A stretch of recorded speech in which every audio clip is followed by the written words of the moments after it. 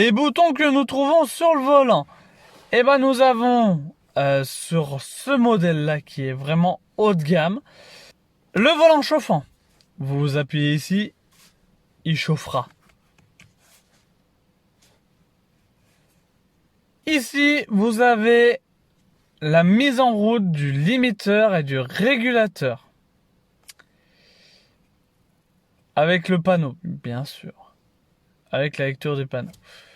Ici, ce petit bouton, c'est dès que vous avez l'information ici du panneau, dès qu'il arrive à lire les panneaux, et ben vous appuyez 2 fois sur ce bouton-là, et ça permet de mettre automatiquement la vitesse sans que vous ayez à toucher le plus ou le moins pour régler votre vitesse. Ça le mettra automatiquement. Alors ici, c'est le limiteur. Ça va vous limiter. Vous devrez accélérer, vous, avec la pédale. Mais ça vous permettra de ne pas dépasser la vitesse que vous avez demandé. Ici, vous trouvez le régulateur. Alors, le régulateur s'utilise en dehors de la pluie, du gel et de chaussées glissantes, parce qu'elle aura tendance à accélérer pour trouver la vitesse pour les roues. Donc vous allez être en excès et ça va devenir dangereux, ça va glisser. Donc voilà pour le côté limiteur régulateur. Donc plus, moins, activer, désactiver, votre limiteur, votre régulateur. Double clic dès que la lecture des panneaux se fait. Et le volant chauffant, alors moi je trouve que c'est pas mal qu'ils l'ont mis de la main gauche parce qu'on conduit pas mal de la main gauche.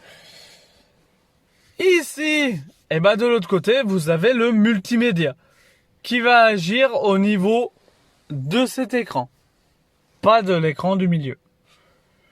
Donc qu'est-ce que nous trouvons?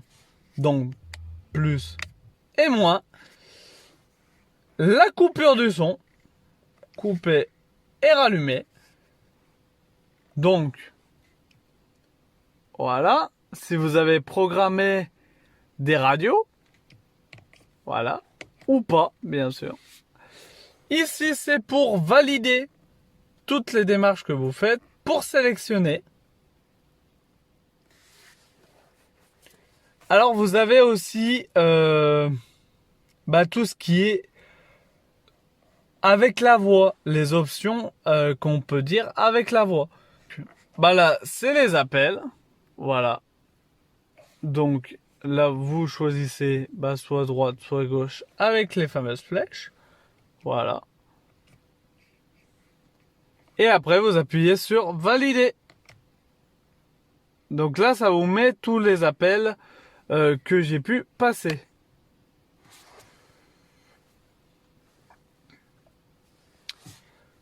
Voilà, donc le volume. Pour ici, c'est tout bon. Vous avez tout compris parce que c'est simple et efficace sur cette voiture. Et boutons tactiles, qu'est-ce que nous avons? Nous avons les commodos. Alors les commodos, ça change pas des autres voitures. L'avantage, c'est que d'entrée de gamme, vous avez les essuie-glaces automatiques. Vous pouvez régler l'intensité. Voilà. Tac. Moi, je mets au plus bas. Ça évite que, par exemple, une merde d'oiseau, ça déclenche. Et ici, c'est pour les essuie-glaces arrière. C'est pour ce commodo.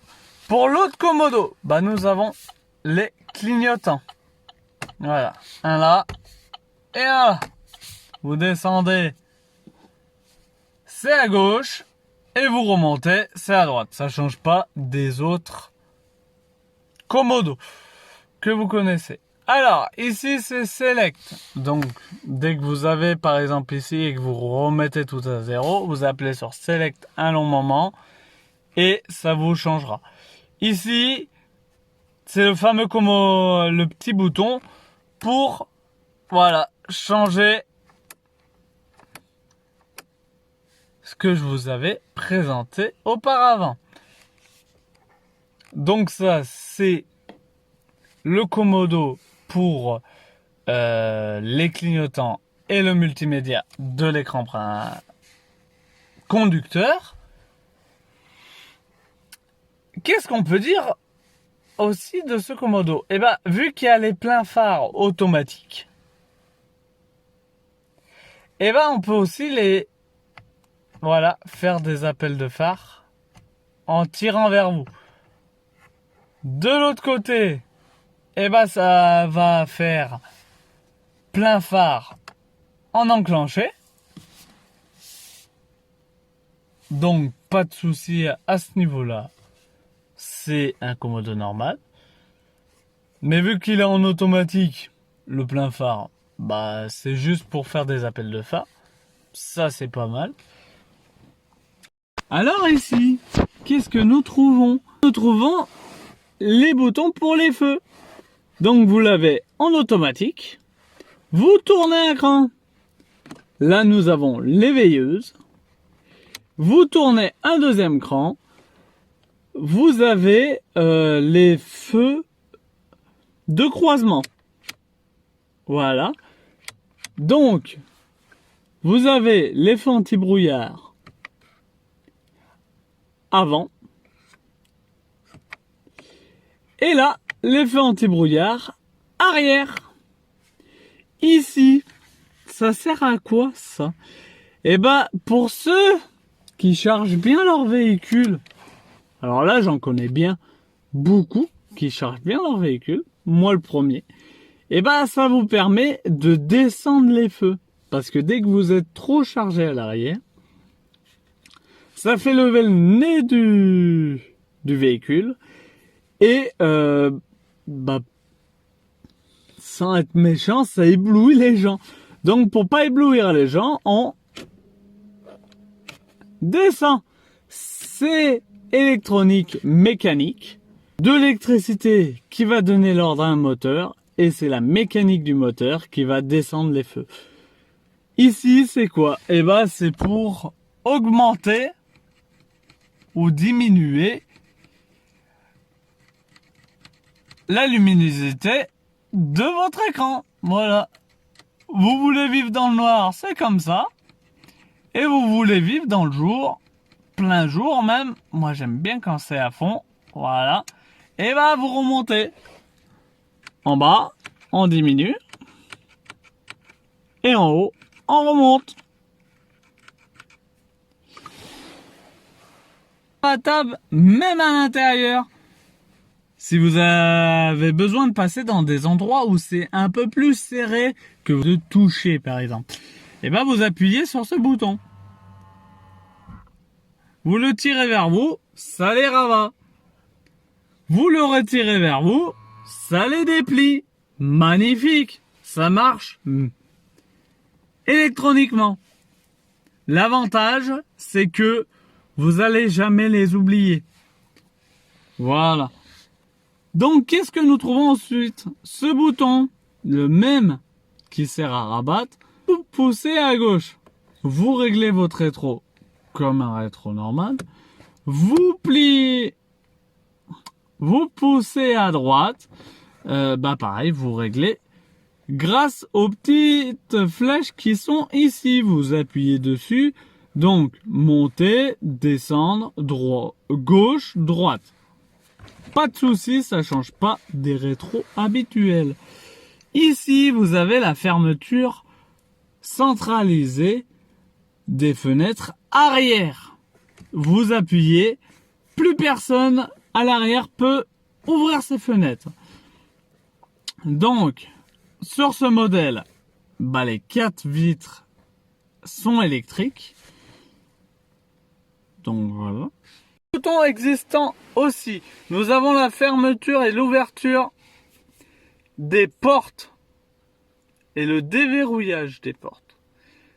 Donc, vous appuyez, là ça les a fermés, vous rappuyez, là ça les a ouverts. Donc, ça par contre c'est pas mal, c'est le son. Ils ont encore un bouton tac, un vrai bouton. Vous avez encore du toucher dans cette voiture. Donc ça c'est votre son. Voilà. Donc vous pouvez éteindre tout à fait le multimédia.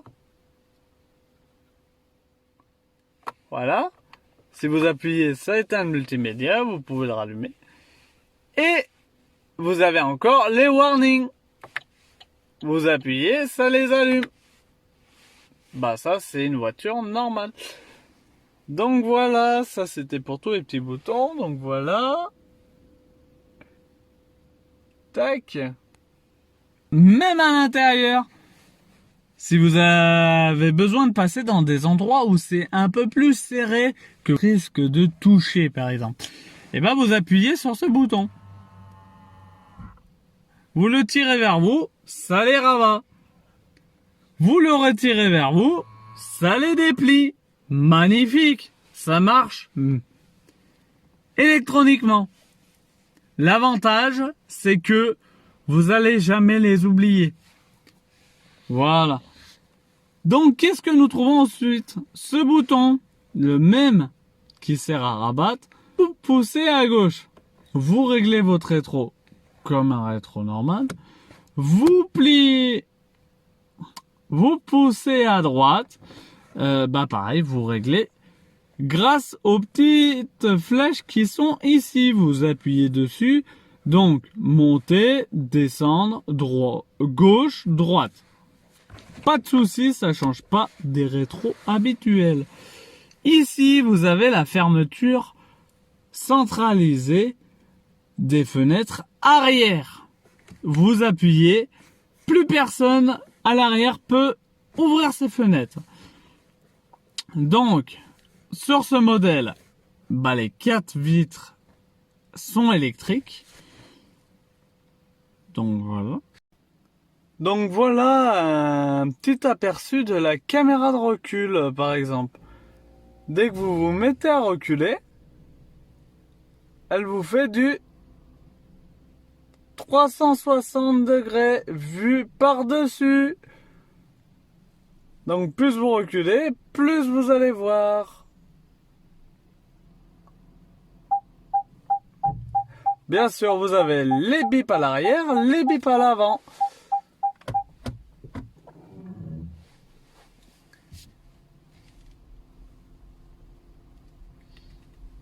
Voilà. Donc là, je vais vous faire voir, dès que vous reculez à fond en arrière. Celui-là qui me dit qu'il n'arrive plus à se garer avec une voiture, c'est que il y a des problèmes. Hein. Donc voilà, ça donne à peu près ça. Donc vous voyez vraiment la vue par satellite, captée par votre caméra. Et ça vous permet d'être bien dans vos traits. Voilà. Ça c'est vraiment pas mal et c'est sur la haute gamme qui m'ont prêté actuellement. Vous avez le SOS qui va vous signaler automatiquement si vous êtes en panne. Vous n'avez pas besoin de chercher 1000 ans. Voilà, hop, SOS, ça vous détecte grâce à des satellites et on vous trouve de suite. Ici, c'est pour appeler l'assistance. Vous êtes en panne, le temps qu'on vous trouve, voilà. C'est pas mal d'appeler un garagiste ou n'importe quoi. Vous avez encore des boutons pour allumer. Voilà, ça c'est la liseuse. Par exemple, vous avez une liseuse aussi pour le passager.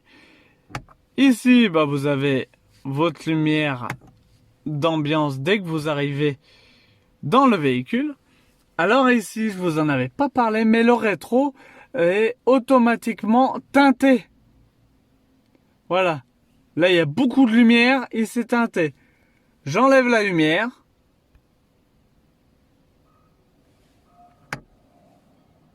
Vous voyez, il s'est déteinté.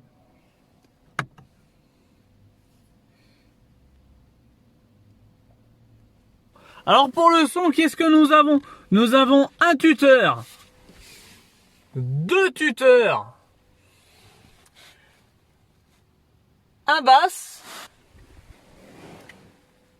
un deuxième basse qui se situe ici.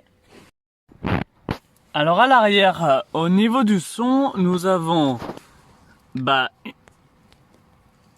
des basses ici, donc une enceinte. Et bien sûr, de l'autre côté, vous en avez une autre. Ça sera tout pour cette voiture. Ça vous fait 6 enceintes de haute qualité avec des bonnes basses et des bons aigus. Donc voilà ce que nous trouvons au niveau de l'écran dès que nous branchons notre voiture. Alors là, je suis sur du 7 kW. Chargeur embarqué. Donc du coup, il nous annonce qu'il y a 5h30, que notre autonomie est de 24%, qu'elle recharge à 42 km/h et qu'on a 44 km d'autonomie si on débranche maintenant. Alors au niveau des sièges d'enfants, qu'est-ce qu'on peut dire? Vous voyez, moi j'ai mis tout simplement le siège enfant accroché par la ceinture de sécurité. Alors ne prenez pas peur, hein, vous avez aussi des Isofix. Vous voyez, ils sont ici. Voilà. Ils sont ici, ces fameux Isofix. Voilà. Et l'avantage, c'est que sur cette voiture, ils ont prévu, vous voyez, hop, une fermeture. Et là, vous le trouvez ici, le fameux Isofix. Dans le trou, là, il y a une languette qui est reliée au châssis de la voiture. En cas d'accident, votre siège est sécurisé. Et dès que vous avez terminé, vous refermez votre fermeture. Et comme ça, pas de poussière, pas de saleté peut rentrer dedans. Autant vous dire que c'est bienvenu. Et puis ce joli petit cuir qu'ils ont mis là, c'est vraiment pas mal du tout. Et oui, ces petits trucs là, c'est des Isofix. Vous savez, à l'avant on peut en mettre aussi. Des qui sont dos à la route. Bien sûr, n'oubliez pas de désactiver l'airbag. Voilà, ici, via la clé. Alors au niveau des sièges avant, alors là on est sur le siège passager. Vous voyez, vous pouvez très bien le monter, le siège passager. C'est pas sur toutes les voitures qu'on voit ça. Bon, là on est sur la plus haute gamme, hein. Je sais pas si sur les niveaux en dessous on l'aura. Mais voilà, ça existe. Sur cette voiture, ça existe. Vous avez pour monter votre siège. Voilà. Vous pouvez le monter ou le descendre. Là, vous voyez, on le descend, voilà, au maximum. En dessous, on retrouve marche avant, marche arrière. Vous avez le réglage pour le mettre plus ou moins droit. Donc ça, c'est le siège passager. Et pour le siège conducteur, on retrouve exactement le même système. On monte, on descend. La fameuse barre pour reculer ou avancer. Et sur le côté, on retrouve bien la molette pour monter ou descendre le siège. Alors pour rabattre les sièges arrière, c'est du 2 tiers 1 tiers. Hop, le petit bouton que vous voyez ici, vous le tirez vers vous, le siège, vous le tirez et voilà. Le 2 tiers 1 tiers est mis. Donc, 2 sièges là-bas levés, un couché ou un levé et les 2 couchés.